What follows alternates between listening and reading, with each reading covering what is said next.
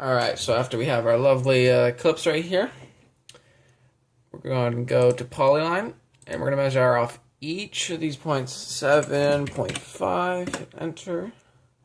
That's my magic number. Go straight off them, hit escape. I think it's L. No. It's, click here. 7.5.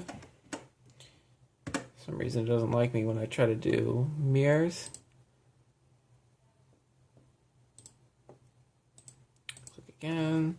7.5. 7.5 just seems to work for me.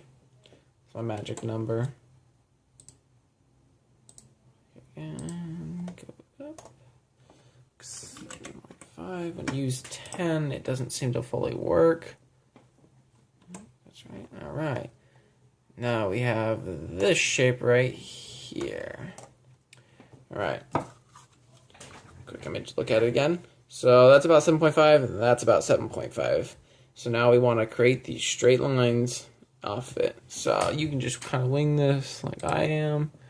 You can, change it around, make it a full hex shape or a pentagon, however you want. So I'm going to have it go out 15.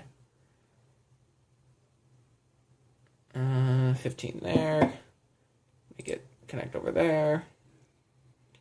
Again, draw more lines. Click off here. Make this, I think, 25. 25. Connect on the other side. 50. Same thing. 15. 30.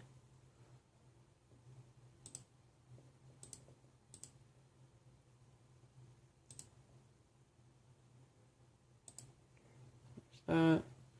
Now you just connect them all. So I click here, connect, connect, connect, connect.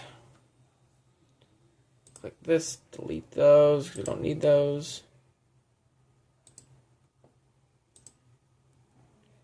Like that, you have your bottom part.